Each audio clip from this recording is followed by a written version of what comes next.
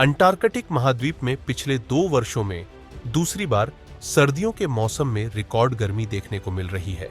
जुलाई के मध्य से जमीन का तापमान औसत से 10 डिग्री सेल्सियस ज्यादा रहा है और कुछ दिनों में यह 28 डिग्री तक बढ़ गया है, जबकि पूर्वी अंटार्कटिक के कुछ हिस्सों में तापमान -25 से लेकर -30 डिग्री सेल्सियस के बीच है। वहीं गहरी सर्दियों में यहां सामान्य तापमान -50 से -60 डिग्री सेल्सियस तक होता है। आइए जानते हैं अंटार्कटिक में हीटवेव के कारण क्या है।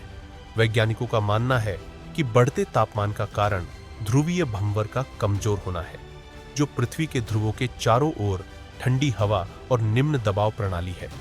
दरअसल इस वर्ष बड़े पैमाने पर वायुमंडलीय तरंगों ने भंवर को बाधित किया, जिससे गर्म हवा अंटार्कटिका में प्रवेश कर गई और तापमान बढ़ गया।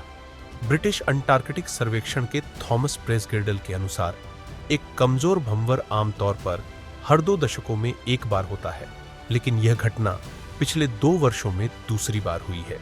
हालांकि अंटार्कटिक समुद्री बर्फ में कमी और ग्लोबल वार्मिंग जैसे अन्य कारक भी इस घटना में योगदान दे सकते हैं।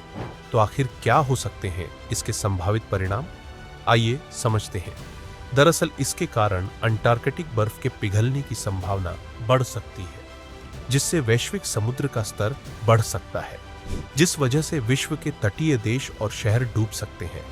चूंकि अंटार्कटिक महाद्वीप का 98% हिस्सा ग्लेशियरों से ढका हुआ है, जो पृथ्वी पर मौजूद 60% से ज्यादा मीठे पानी को संग्रहित करते हैं। और यदि ग्लेशियरों की बर्फ पिघलती है तो वहां का ताजा पानी समुद्री सतह के पानी की लवणता और घनत्व को कम कर सकता है।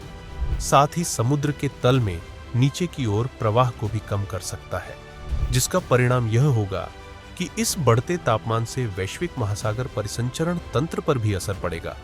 गौरतलब है कि महासागर परिसंचरण तंत्र दुनिया भर में जलवायु को नियंत्रित करता है। इस धीमी परिसंचरण प्रणाली के कारण महासागर कम ऊष्मा और कार्बन डाइऑक्साइड अवशोषित करेंगे, वैश्विक तापमान में वृद्धि होगी तथा बाढ़ और सूखे जैसी घटनाओं की आवृत्ति और तीव्रता में वृद्धि होगी।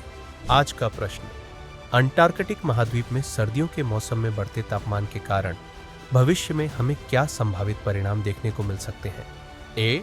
अंटार्कटिक बर्फ के पिघलने की संभावना बढ़ सकती है, जिससे वैश्विक समुद्र का स्तर बढ़ सकता है। बी. अंटार्कटिक महाद्वीप में मौजूद मीठे पानी के ग्लेशियरों के पिघलने से ताजा पानी समुद्री सतह के पानी की लवणता और घनत्व को कम कर सकता है। सी. अंटार्कटिक महाद्वीप के बढ़ते तापमान से वैश्विक महासागर परिसंचरण तंत्र धीमा होने से वैश्विक तापमान में वृद्धि होगी तथा बाढ़ और सूखे जैसी घटनाओं की आवृत्ति और तीव्रता में वृद्धि होगी। डी. उपर्युक्त सभी।